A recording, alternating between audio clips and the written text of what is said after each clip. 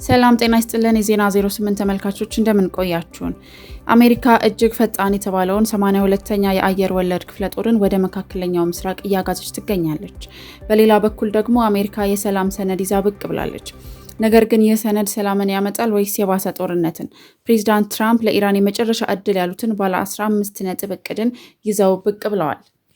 ኢራን ግን በበኩሏ የአሜሪካ ጦር ሰፈር ባለበት ሁሉ እሳታችን ይደርሳል በማለት በኩዌት በባህሬንና በዮርዳኖስ ላይ ድንገተኛ ጥቃትን ሰንዝራለች። ቀጠናው ወደማይመለስበት ማጥ ውስጥ እየገባ ይሆን? ዝርዝሩን አሁን ይዘንላችሁ ቀርበናል። በቀጣዮቹ 8 ደቂቃዎች የእነዚህን አበይት ዜናዎች ዝርዝር፣ አዳዲስ ክስተቶች፣ ኢኮኖሚ፣ ቴክኖሎጂና ሌሎች ጠቃሚ መረጃዎችን ይዘንላችሁ ቀርበናል። ፈጣን ዜና፣ ታማኝ መረጃ፣ ዓለምን በ8 ደቂቃ። ዜና 8 አብራችሁን ቆዩ።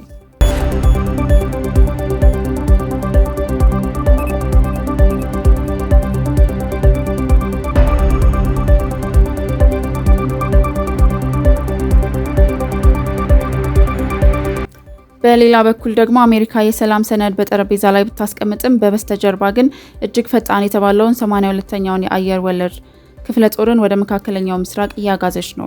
የሊባኖስ ድንበር በሚሳኤል ነበልባል እየተቃጠለ ይገኛል። ጦርነቱ ወደ መጨረሻው ምዕራፍ እያመራ ነው ወይስ ሰፋ ያለ ቀጠናዊ እልቂት እየሆነ? ፕሬዚዳንት ዶናልድ ትራምፕ ከኢራን ጋር ጥሩ ድርድር እያደረግን ነው ቢሉም የመከላከያ ሚኒስቴር ግን ሌላ ትዕዛዝ አስተላልፏል። በዓለማችን ላይ እጅግ ፈጣን ምላሽ ሰጪ እንደሆነ የሚነገርለት የ82ኛው የአየር ወለድ ክፍለ ጦር አባላት ወደ መካከለኛው ምስራቅ እንዲንቀሳቀሱ ተደርጓል። ወደ 1500 የሚጠጉ ወታደሮች በአሁኑ ሰዓት ወደ ቀጠናው እያመሩ ሲሆን የስምሪት አሜሪካ አስፈላጊ ሆኖ ከተገኘ የኢራንን ወሳኝ የነዳጅ ማከፋፈያ የሆነችውን ካርግ ደሴትን ለመቆጣጠር አሊያም የሆርሙዝ ሰርጥን በኃይል ለመክፈት ያቀደች መሆኑን ያሳያል ተብሏል። ፕሬዚዳንት ትራምፕ በዋይት ሀውስ በሰጡት መግለጫ በኢራን ውስጥ የመንግስት ለውጥ ቀድሞውኑ መከናወኑን ገልጸው የአሁኑ መሪዎች ከመጀመሪያዎቹ የተለዩ ናቸው፣ ስምምነትንም በጣም ይፈልጋሉ ብለዋል። ሆኖም የኢራን ወታደራዊ ባለስልጣናት ይህንን ንግግር የአሜሪካ ቅዠት ሲሉ አጣጥለውታል። አሜሪካውያን ከራሳቸው ጋር ነው የሚደራደሩት ያለው የኢራን ጦር የኢነርጂና የነዳጅ ዋጋ ወደ ነበረበት የሚመለሰው አሜሪካና እስራኤል ጥቃታቸውን ሲያቆሙ ብቻ እንደሆነ በድጋሚ አስጠንቅቀዋል።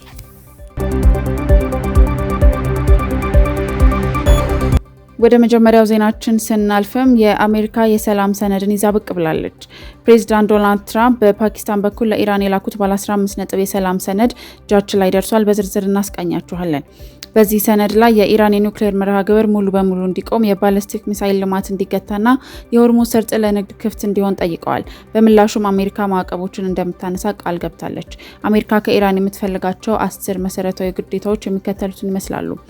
የኒውክሌር መርሃ ግብርን ማፍረስ፣ ማንኛውም አይነት የዩራኒየም ማበልጸግ በአስቸኳይ እንዲቆም፣ ሁለተኛ የዩራኒየም ክምችት በእጅ ላይ ያለ የበለጸገ ዩራኒየም ለዓለም አቀፍ የኒውክሌር ኤጀንሲ እንዲሰጥ፣ ሶስተኛ የጣቢያዎች መዘጋት፣ ናታንዝ፣ ኢስፋሃን እና ፎርዶ የተባሉ የኒውክሌር ጣቢያዎች እንዲፈርሱ፣ አራተኛ ሙሉ ቁጥጥር፣ የኒውክሌር ተቆጣጣሪዎች በማንኛውም ጊዜና ቦታ እንዲፈትሹ መፍቀድ፣ አምስተኛ የሚሳኤል ገደብ፣ የባሊስቲክ ሚሳኤሎች ብዛትና የሚጓዙበት ርቀት እንዲገደብ፣ ስድስተኛ የሆርሙዝ ሰርጥን የባህር መስመሩ ለዓለም አቀፍ ንግድ መርከቦች ክፍትና ደህንነቱ የተጠበቀ እንዲሆን፣ ሰባተኛ የተተኪ ኃይሎች ድጋፍ ለሂዝቦላ፣ ለሐማስና ለሁቲዎች የሚሰጥ የገንዘብና የጦር መሳሪያ ድጋፍ እንዲቆም፣ ስምንተኛ የክልላዊ ጣልቃ ገብነት ኢራን በጎረቤት ሀገራት ውስጥ ጉዳይ ጣልቃ መግባቷን እንድታቆም፣ ዘጠነኛ የጦር መሳሪያ ስርጭት ለሩሲያ የሚላኩ ድሮኖችና ሚሳኤሎች እንዲቆሙ፣ አስረኛ የሰላም ስምምነት ከእስራኤል ጋር ዘላቂ የሆነ የጸብ ማቆም ስምምነት ላይ መድረስ።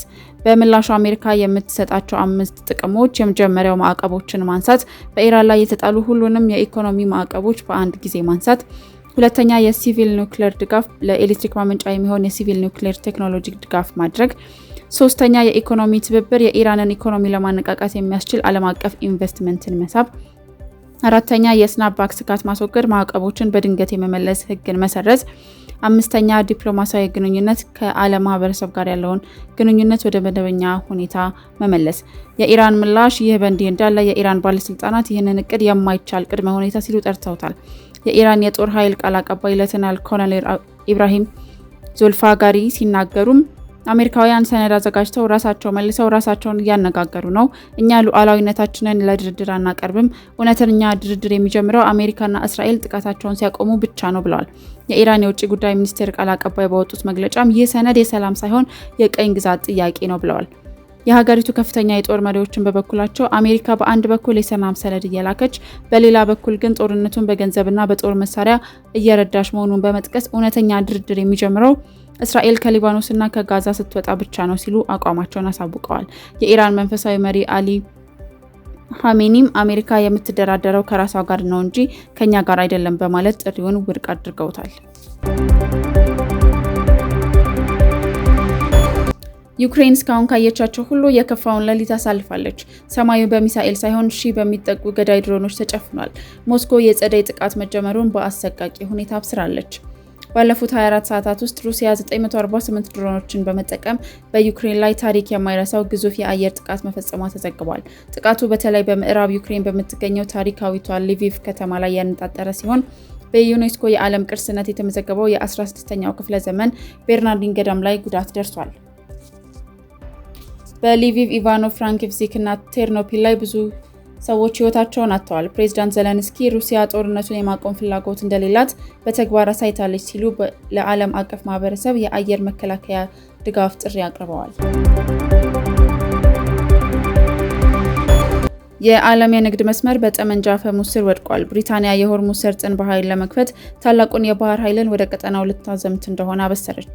የብሪታንያ የባህር ኃይል በመካከለኛው ምስራቅ የሚገኘውና ለዓለም ነዳጅ ንግድ ወሳኝ የሆነው የሆርሙዝ ሰርጥን ክፍት እንዲሆን የሚሰራ ዓለም አቀፍ ጥምር ጦርን እንደሚመራ አስታውቋል። HMS አልቢያን የተሰኘችው ታላቅ የጦር መርከብ ወደ ስፍራው እያመራች ሲሆን በባህር ስር የተቀበሩ ፈንጂዎችንም ለማጽዳት ሰው አልባ ቴክኖሎጂዎችን ትጠቀማለች።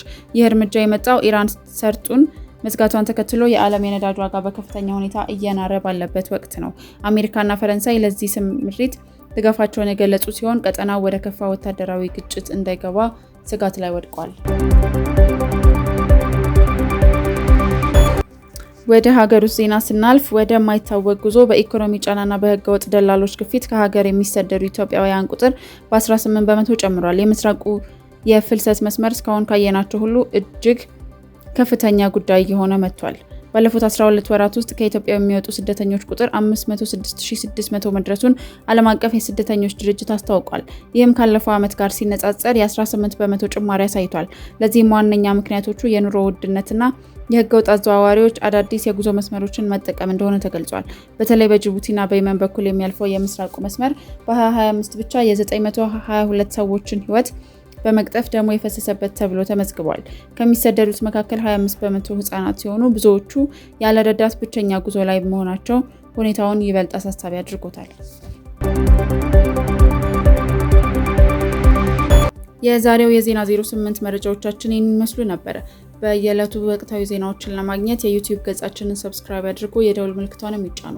እንዲሁም በቲክቶክ እና በፌስቡክ በሚፈልጉት አማራጮች በሙሉ ያገኙናል። ጊዜውን እናከብራለን። እውነተኛ ዜና እናቀርባለን። ፈጣን ዜና፣ ታማኝ መረጃ፣ ዓለምን በ8 ደቂቃ። እናመሰግናለን።